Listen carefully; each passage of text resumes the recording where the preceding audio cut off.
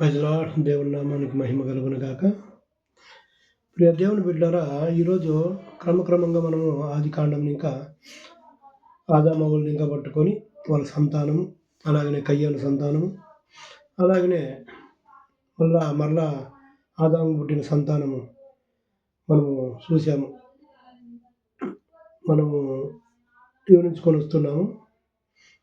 ఈరోజు ఈ నోవాహు గురించి కూడా మనం మాట్లాడుకున్నాం. నోవాహు ఒక సంతానము, వాళ్ళ మనమనులు వీళ్ళు వంశావళి ఈరోజు 10వ అధ్యాయంలో స్టార్ట్ అవుతుంది.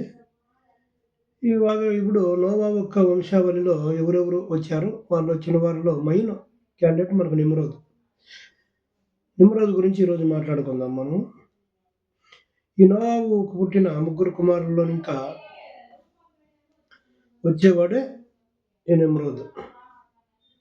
నిమ్రోదు కూసుకు పుడతాడు. కూసు ఆది కాండము 10వ అధ్యాయం 8వ వాక్యంలో కూసుకు సంతానంగా పుడతాడు నిమ్రోదు.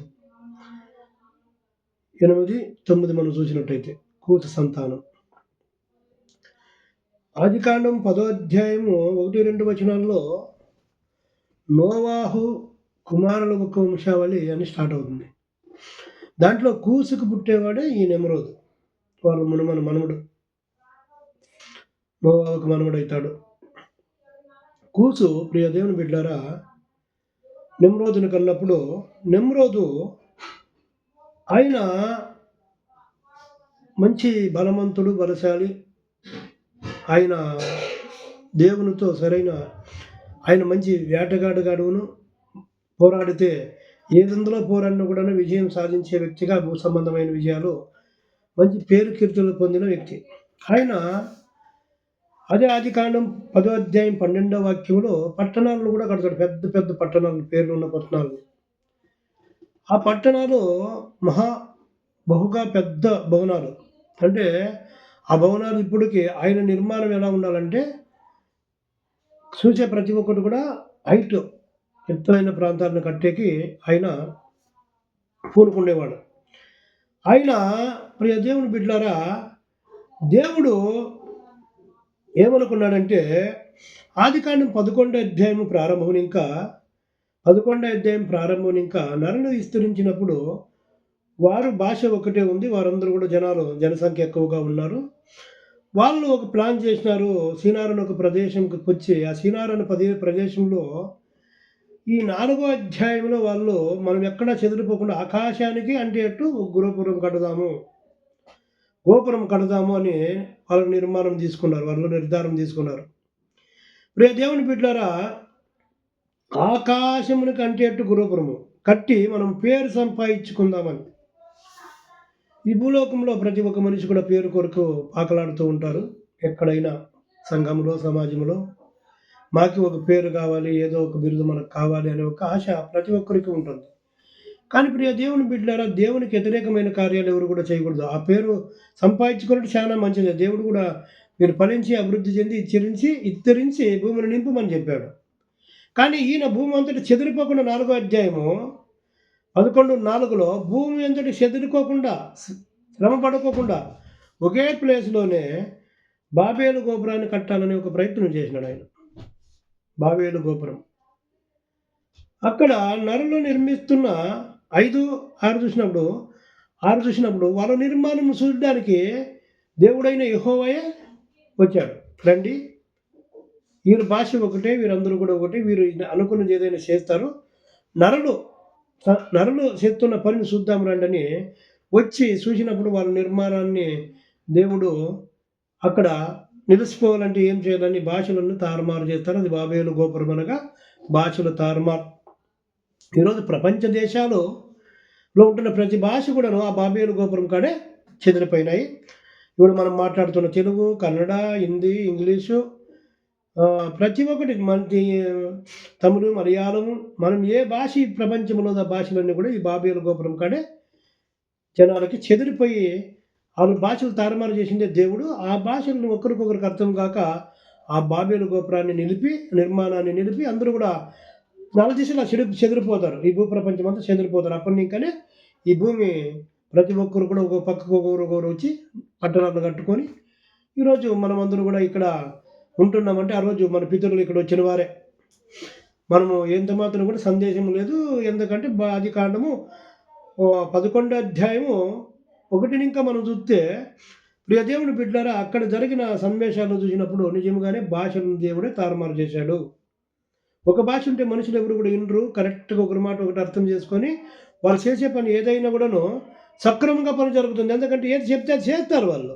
ఈ భాషలు తారుమారు అయినప్పుడు బాబేలు గోపురం నిర్మాణము ఒకరిని వీటికి ఎత్తుకురాపోరంటే వాడు మన్ను ఎత్తుకురావచ్చు, వాడు కట్లు ఎత్తుకురాపోరంటే రాళ్ళు ఎత్తుకురావచ్చు. అంటే భాషలు తారుమారైనప్పుడు వాళ్ళ ఒకరి భాష ఒకరికి అర్థం కాదు.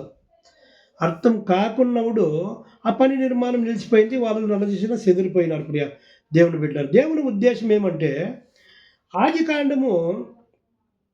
ఆదికాండంలో దేవుడు ఇచ్చేది ఏమంటే వాళ్ళకి మీరు ఫలించి అభివృద్ధి చెంది విస్తరించి భూమిని నింపండి, దాన్ని లోపరుచుకోండి అని చెప్పినాడు దేవుడు.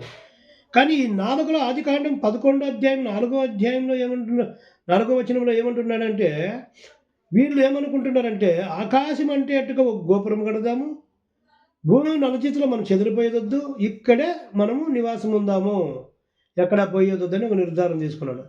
కానీ దేవుని ఒక్క ఆజ్ఞ ఈ భూమిని మనం నింపాలని. ప్రియ దేవుని బిడ్డలారా, మరి భూమిని నింపాలనుకుని ఈ ప్రజలు ఒక్క భాష ఒక్క మాట అంతాను ఒక ఐక్యతగా ఉంటే భూమిని నింపే ప్రయత్నం చేసేట్లు లేరు. ఇక్కడ వాళ్ళు బాబేలు గోపురం నిర్మాణం చేస్తున్నారంటేనే ఈ నిమ్రోద్దు ఎవరైనా కూడాను ఆ భూమిపైన ఉన్న ప్రతి మనిషిని కూడా లొంగ తీసుకొని జంతువులు కూడా లొంగ తీసుకొని వాటిని వేలుతున్నవాడు, పరక్రమశాలి, బలవంతుడు, అలాంటి కూసు సంతానం వీడు.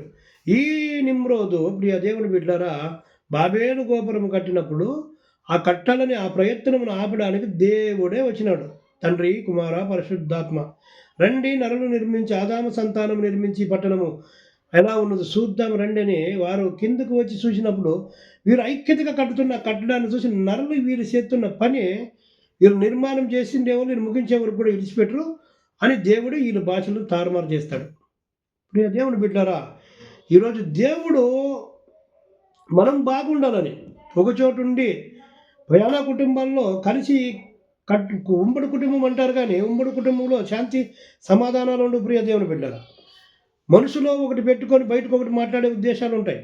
సరిగ్గా ఒకరికొకరిని అర్థం చేసుకొని ఒకే తరం నడుచుకునే ఎవరికి కూడా ఆ ప్రయత్నమే ఉండదు. కానీ అందరూ ఒక్కటిగా ఉన్నట్టుగా ఉంటారు కానీ చూసేదానికి జనాలు. కానీ వాళ్ళలో అసూయ, వాళ్ళకి అధికారం కానీ వాళ్ళకి ఏదైనా డబ్బు విషయంలో కావచ్చు, వాళ్ళకి ప్రతి విషయంలో కూడా వివాదాలు ఉంటాయి. లోపల మనసులో పెట్టుకొని నలుగుతూ ఉంటారు. అందుకని దేవుడు ఏమంటున్నాడంటే పుట్టిన ప్రతి ఒక్కరికి కూడా విభాగాలు కావాలి. వాళ్ళు అన్నదమ్ములు 4 ఉన్నారనుకోండి, 4 కూడా 4 ఇండ్లు కట్టుకున్నప్పుడే ఆ కుటుంబం యొక్క పెరుగుతుంది, ఆ కుటుంబంలో సమృద్ధి కూడా కనపడుతుంది. ప్రియదేవుడు ఎలాంటే ఆయన కుటుంబం అని జవాబుదారి అవుతుంది. తన పిల్లలకు నేనేం చేయాలని జవాబుదారి అవుతుంది. ఇల్లు కట్టాలనుకుంటే ఇల్లు కడతాడు, జమీన్ కొనాలంటే జమీన్లు కొంటాడు, ఆస్తులు చేయాలంటే ఆస్తులు చేస్తాడు. అదే 4 కొడుకులు ఒకే కుటుంబంగా ఉండి 4 ఫ్లోర్లు కట్టుకొని ఉండారనుకోండి, ఒకరిపైన ఒకరికి బాధ్యత ఉండదు. ఈ బాధ్యత లేని కుటుంబంలో తల్లిదండ్రులకు తలకాయ నొప్పులు. ఈ కొడుకులు ఒకరి మాట ఒకరు వినరు, ఆ కోడళ్ళు ఒకరి మాట ఒకరు వినరు. కానీ ఉమ్మడి కుటుంబంగా ఉంటారు, కానీ జనాలు చూసేదానికి మాత్రమే ఉమ్మడి కుటుంబం. అక్కడ దేవుని బిడ్డలు చాలా కుటుంబంలో తలకాయ నొప్పులు ఉంటాయి. అది చూసి ఎందుకంటే మేము 3 కుమారులు, మాకు కూడా తెలుసు మా కుటుంబంలో మేము ఒకటిగా ఉండాలని ప్రయత్నం చేసినాము, కానీ కారణం ఏమంటే ఒకరికొకరు వివాదాలు. ఒకడైతే పాట చేసేవాడు, ఒకడైతే సంపాదిద్దాం అనుకునేవాడు, ఒకటి సులభాకుండా తినేవాడు.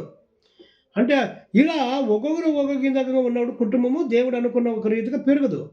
మీరు ఫలించి విస్తరించి ఈ భూమిని నింపమని దేవుడు చెప్తే, దాన్ని లోపరుచుకోమని దేవుడు చెప్తే, మనం ఏం చెప్తున్నామంటే ఇప్పుడు కూడా బిల్డింగ్లు కట్టి ఫ్లోర్లు ఒకటి పైన ఒకటి కట్టి అందరూ ఇక్కడే ఉందాము, బయటకు పోయేదొద్దు, చెదిరిపోయేదొద్దు అంటానని చెదరకుండా భూమిని లోపరుచుకోకుండా భూమి విస్తారంగా భూమి చెదిరి మనము ఎప్పుడైతే లోపరుచుకుంటామో అప్పుడు కదా దేవుని సంతానము ఈ భూమిని దేవుడు చేసిన వాగ్దానం కూడా నెరవేరుతుంది. ప్రియ దేవుని బిడ్డారా, మీరు ఫలించి అభివృద్ధి చెంది విస్తరించి భూమిని లోపరుచుకోండి అంటుంది దేవుడు. దాన్ని ఏలుడి అంటే దేవుడు చెప్తే ఈ బాబేలు గోపురం యొక్క నిర్మాణము ఎక్కడ పోకూడదు. మనం ఇంకా ఇక్కడే ఉండాలి, మనకు ఒక పేరు సంపాదించుకుందాం, ఆకాశం అంటే అట్టుగా ఒక గోపురం కడదాం అనుకున్నాడు నిమ్రోదు. ఆ నిమ్రోదు యొక్క పరిపాలనలో ప్రియ దేవుని బిడ్డారా, అక్కడి నుండి ప్రియ దేవుని బిడ్డారా నిమ్రోదే వారికి ఒక దేవుడు అంటే లెక్క లేకుండా పోయింది జనాలకి. నిమ్రోదుని చూస్తేనే దేవుడుగా. ఆ నిమ్రోదుకి భార్య సెమారియా ఆ సెమారియా మిస్కి పుట్టేవాడే ప్రియ దేవుని బిడ్డలారా. అక్కడ ఆడ ప్రతి ఒక్కరు కూడా ఇప్పుడు ఈరోజు మనము క్రిస్టియానిటీగా మనం ఉంటున్న మనం మరియమ్మ సంతానం కొడుకుని ఎత్తుకొని ఉంటుంది కదా మరియమ్మ. ఆ మరియమ్మ ఆ పాత్ర ఆ సెమారియా మిస్సే. ఈ సూర్యుడు అనేవాడు చచ్చిపోయిన మొగుడు సూర్యుడు అయిపోయినాడంటని చెప్పి అబద్ధం చెప్పి నిమ్రోదు చచ్చిపోయినిచ్చి ఆమె భార్య అక్రమ సంతానాన్ని కానీ ఆ కొడుకుని సూర్యుని ద్వారా నా మొగుడు ద్వారా నాకు వచ్చాడని వాడు సూర్యుడు అంటారని చెప్పి ఆమె సూర్యుని తల్లిగా పొగిడింపబడుతూ ఆమె దేవతగా వాడు ఒక దేవతకుడిగా కొడుకు. వాళ్ళు ప్రియ దేవుని బిడ్డలారా, విగ్రహారాధన వారి కుటుంబంలోనే మేమే దేవతలని ఒక ప్రారంభమైంది. మీరు ఆదికాండము 11వ అధ్యాయం పూర్తి మనం చూసినప్పుడు ప్రియ దేవుని బిడ్డలారా, ఆమె చేసిన ప్రతి ఒక్క ఆలోచన దేవునికి వ్యతిరేకమైన ఆలోచన. తన భర్త నిర్మాణం చేయాలనుకున్నాడు, పట్టణాన్ని కట్టాలనుకున్నాడు, పెద్ద బాబేలు గోపురాన్ని, అది ఆకాశం అంటే అంతగా కట్టాలనుకున్నాడు. కానీ అక్కడ ప్రియ దేవుని బిడ్డల ప్రయత్నం సఫలము కానీ ఆ దేవుడు విఫలపరిచాడు. ఎందుకంటే దేవుని ఉద్దేశం పేరు మీరు ఫలించి అభివృద్ధి చెంది విస్తరించి భూమిని నింపండి అనే వాగ్దానం దేవుడు చెప్పాడు. కాబట్టి మనుషులు స్వార్థపరులై ఎక్కడ పోయేది ఉన్న చోట తినుకొని ఇక్కడే కట్టుకొని ఇక్కడే ఒక నిర్మాణం చేసుకొని ఆకాశానికి ఎత్తేంత గదులను నిర్మాణం చేసుకొని పోషణలుగా కట్టుకొని దానిలోనే మనం ఉందామని ఎప్పుడైతే ప్లాన్ చేసుకొని వాళ్ళు ఆలోచన చేశారో దేవుడు వాళ్ళ భాషలను తారుమారు చేసి ఈరోజు ఆ భాషలు ప్రియ దేవుని బిడ్డలు ఒక్కరి భాష ఒకరికి అర్థం కాకుండా అది నేర్చుకోవాలంటే నానా ప్రయత్నాలు పడి డబ్బులు ఖర్చు చేసి మనం ఒక భాష నేర్చుకునేదానికి ఇంకో భాష నేర్చుకునేదానికి ఎంతో కష్టం ఉండదు. కానీ దేవుడు ఈ భూమిపై ఉన్న సమస్త మానవులు మాట్లాడుతున్న ప్రతి మాట ప్రతి భాష దేవుడే వారికి బాబేలు గోపురం కాడ వారిని తారుమారు చేసి ఇచ్చాడు ప్రియ దేవుని బిడ్డరా. అదే బాబేలు గోపురం కాడ ఎక్కడైతే బాబేలు గోపురం కాడ దేవుడు తారుమారు చేశాడో అపోస్తుల కార్యాలయ పెంతుకొచ్చే దినమున అపోస్తులందరూ కూడా వారి భూమిపై చెదురుపై ఉన్న ప్రతి ఒక్క యూదులు ఎంతమంది అయితే అవుతారో అన్ని భాషల్లో కూడా వారు మాట్లాడతారు. కారణము వారికి పరిశుద్ధాత్మ ఆ వరం ఇస్తాడు. ప్రియ దేవుని బిడ్డలారా, మనము కూడా ప్రియ దేవుని బిడ్డలారా, దేవుడు మీరు ఫలించి విస్తరించి భూమిని లోపరుచుకొని దాన్ని వేరడి అంటాను దేవుడు చెప్తున్నాడు. కాబట్టి మనం కూడా గొప్ప నిర్మాణాలు కట్టడం కంటే ఇంకా ఒక పక్కన ఏదో తీసుకొని దాన్ని అక్కడ మన సంతానాన్ని అభివృద్ధి చేస్తూ భూమిని నింపే ప్రయత్నం ప్రతి ఒక్కరు కూడా. ఇప్పుడైతే భూమి నిండిపోయింది, ఖాళీ జాగాలు లేవనుకుంటున్నా మస్తుగా జాగాలు ఉన్నాయి. కలిసి ఒక్కచోటు ఉండి కొట్లాడి కలిసి ఒక్కచోటు ఉండి ఏదో ఒక బాధపడే కింద కలిసి చేసేకంటే ఎలాంటి యోబు కుటుంబం లాగా యోబు దేవుని బిడ్డరా ఉదయకాలంలో లేచి బిడ్డల కొరకు బలులు అర్పించేవాడు. ఎందుకంటే వారి కుటుంబంలో బిడ్డలు కొడుకులు ప్రియ దేవుని బిడ్డలు వచ్చి 7 మంది కుమార్తెలు 3 కుమారులు కలిసి వారు ప్రియ దేవుని బిడ్డరా వారి కుటుంబాల్లో నుండి వచ్చి ఇందు ఏర్పాటు చేసుకునేవాళ్ళు. వారు సపరేట్గానే ఉండి యోబు కుటుంబాన్ని చూడండి మీరు. యోబు గ్రంథంలో యోబు సంతానం ఎలా ఉందంటే ఒక్కొక్కరికి ఒక్కొక్క ఇల్లు, ఆ ఇంట్లో నుంచి వచ్చేవాళ్ళు వారి ఇంట్లో నుండి వారి కుటుంబంగా వచ్చేవారు, కలిసి తినేవారు, అందరూ కూడా నవ్వుతూ సంతోషంగా ఉండడం వల్ల వారి కుటుంబాలకు వాళ్ళు పోయేవాళ్ళు. కలిసి మనం అందరూ పండుగలు అనేక పబ్బాలు చేసుకొని ఏదో ఒక ఫంక్షన్లలో కలిసి ఉండడం మంచిదే, కానీ కలిసి కుటుంబాన్ని నడిపించుకోవడం చాలా కష్టం ప్రియ దేవుని బిడ్డరా. ఈరోజు ఒక నిమ్రోద్ ద్వారా మనం ఏం నేర్చుకుంటున్నామంటే బాబేలు గోపురం కట్టుకునే ప్రయత్నం ఆయన చేశాడు, కట్టే ప్రయత్నము. ఆకాశానికి అంటే ఎత్తగా కట్టాలనుకున్నాడు, మంచి పేరు సంపాదించుకోవాలనుకున్నాడు, కానీ విఫలమైపోయింది, సఫలం కాలేదు ప్రియ దేవుని బిడ్డరా. మనం కూడా దేవునికి వ్యతిరేకముగా ఏదైనాను పెరగాలని ఏదో అడ్డమైన పనులు చేసి దేవుని చేతిలో శాపగ్రస్తులు కాక ప్రియ దేవుని బిడ్డలారా, దేవుడు అనుకున్నట్టుగా మనం ఫలించి అభివృద్ధి చెంది విస్తరించి ఈ భూమిని నింపి ప్రియ దేవుని బిడ్డలారా దాన్ని లోపరుచుకొని దాన్ని వేలుదాము. మనము దేవుని బిడ్డలు ప్రియ దేవుని బిడ్డలారా, మన దేవుడు రారాజుకి మనం బిడ్డలమైన దేవుని బిడ్డరా. ఆయన రాజు అయితే మనం కూడా రాజులమే, మనం కూడా రాజులైన యాజక సమూహమే. మనం కూడా దేవుని బిడ్డలుగా ఈ భూ ప్రపంచాన్ని ఏదే ఒక ప్రయత్నంలో ప్రియ దేవుని బిడ్డలారా దీన్ని పరిపాలించే ప్రయత్నంలో మనం ఎంతైనా ముందుకు పోవచ్చు. కానీ ఒకే చోటే ఉండి పెద్ద పెద్ద భవనాలు కట్టి ఆ భవనాలు ఈరోజు తూకం తడక భూకంపాల ద్వారా ప్రియ దేవుని బిడ్డలారా వేల జనం ఉండే భవనాలు పడిపోయి 5,000 మంది చచ్చిపోతున్నారు. కారణం ఏమంటే ఒకే భవంతిలోని లక్షల జనాలు, వేల జనాలు అక్కడ నివాసం ఉంటున్నారు. కాబట్టి ప్రమాదము దేవునికి తెలుసు.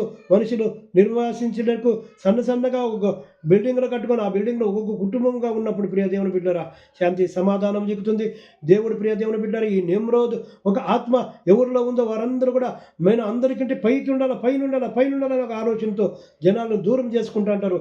ఇలాంటి వారిని గుర్తించాలంటే ఒకటే, వాడు ఎక్కడ పోయినా నాకు అధికారం కావాలి, ఎక్కడ పోయినా నేను పైన ఉండాలి, నన్నే జనాలందరూ కూడా చూడాలని ఒక ఉద్దేశంతో ఉంటాడు. అలాంటి వారు నిమ్రోద్ ఆత్మ కలిగిన వారు ప్రియ దేవుని బిడ్డలారా. ఈ కూసుకు పుట్టిన ఈ నిమ్రోదు ఇక్కడ మనం చూస్తాం. నోవా ఒక ఒక్క సంతానంలో వచ్చేవాడే కూసు సంతానంగా వచ్చేవాడే ఈ నెమ్రోదు.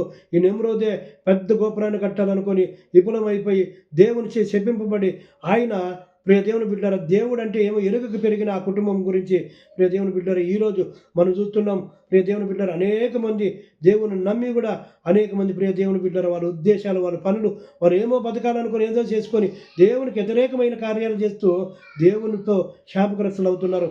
అలాంటి వారు మనము కాకుండా దేవుని బిడ్డలుగా దేవుని కొరకు బ్రతుకుతూ వింటున్న ఈ వాక్యాన్ని దేవుని బిడ్డారా లైక్ చేయండి, షేర్ చేయండి, సబ్స్క్రైబ్ కండి. దేవుడు కొద్ది మాటలను దీవించి ఆశీర్వదించిన గాక. అందరికీ నేను ప్రార్థన చేస్తాను. తలను వంచండి. మహాపరిశుద్ధుడు ప్రియ పరలోకమందు నా తండ్రి, ఈరోజు నాయన ప్రభు యేసయ్య నా తండ్రి, ఆదాము సంతానంగా వచ్చిన అవును తండ్రి ప్రభు యేసయ్య నా తండ్రి, నోవాహు సంతానంగా వచ్చిన నా తండ్రి ప్రభు యేసయ్య, కూసు సంతానంగా వచ్చిన నెమ్రోదు అవును తండ్రి ప్రభు, నెమ్రోదు గురించి మేము మాట్లాడుకున్నాం. ఈ నెమ్రోదు నాయన ప్రభు యేసయ్య నా తండ్రి భూమిపైన బలాత్కారముగా బలాఢ్యుడు బహుబలవంతుడనైన జనాలందరినీ కూడా హింసించి ఏదో ఒక రకంగా పేరు సంపాదించుకోవాలని ఒక పట్టణ నిర్మాణం చేసినప్పుడు, బాబేలు గోపురాన్ని నిర్మాణం చేసినప్పుడు మీరే దిగి వచ్చి బాచిన తారుమారు చేసే పనిని నిలిపారు నాయన. అవును తండ్రి, ఈరోజు కూడా నాయన ప్రభు ఎవరైతే పెద్ద పెద్ద భవంతులు కట్టుకొని ఉన్న చోటనే అందరూ ఉండాలనుకుంటున్నారో వాళ్ళ హృదయాలతో మీరు మాట్లాడండి. కలిసి కాట్లాడే కన్నా వేరే ఉండి మనం అభివృద్ధి చెందడం మేలని వారి బిడ్డలకు నాయన ప్రభు ఆశలు చేయాలనుకున్నప్పుడు ఏ తల్లిదండ్రులు ఎంత ప్రయత్నిస్తారో ఆ బిడ్డల భవిష్యత్తులు కూడా బాగుంటే ఒక్క చోటు ఉంటేనైనా ఒకరిపైన ఒకరు ఉండి ఎవరు కూడా సమాధానంగా ఉండక ఆ కుటుంబాన్ని కట్టుకోలేక గలిబిలైతే దేవా ఎవరు కుటుంబంలో అతని ప్రభు ఎప్పుడు కూడా నేను ప్రభు అలజడి సమాధానం లేని గలిబిలి ఆత్మ వారి కుటుంబాల్లో కార్యం చేస్తుంది. అందుకనే నీవు నా తన ప్రభు సమాధానానికే కర్త అయ్యా. నీవు నా తన ప్రభు మాకు చెప్పారు ఒక ఆజ్ఞ, మీరు ఫలించి మీరు ఇస్తరించి ఈ భూమిని నింపండి, దాన్ని లోపరుచుకొని దాన్ని వేదమని మీరు చెప్పారు. అవునయ్యా, నీ మాటకి మేము లోపడుతూ అందరూ కూడా నైనా ప్రభు ఏ కుటుంబం అయితే నీ మాటకు లోపడుతుందో, ఎవరైతే నైనా ప్రభ ఈ ప్రార్థనలో నతని ప్రభు ఎవరైతే నతని ప్రభు ఉన్నారో నాయన ప్రభు వారు కుటుంబంలో ఉంటున్న ప్రతి ఒక్క సమస్యకును నజరేయుడైన యేసు క్రీస్తు నామమున ఒక పరిష్కారం దొరుకును కాక ప్రార్థిస్తున్నాం. అవునయ్యా, ఈ రోజు నతని ప్రభు మాతో మాట్లాడినందుకు నీ కోటాను కోటి స్తుతులు స్తోత్రములు. ఈ వాక్యం ద్వారా అనేక దండ్రులు మార మనసు పొందుటకు కృప చూపండి. ఈ మాటలను నీ ప్రార్థనలు అంగీకరించమని మా ప్రభువును ఈ లోక రక్షకుడైన యేసు క్రీస్తు నామమున ఈ ప్రార్థన అడిగి వేడుకుంటున్నాను పరమ తండ్రి. ఆమేన్, ఆమేన్, ఆమేన్.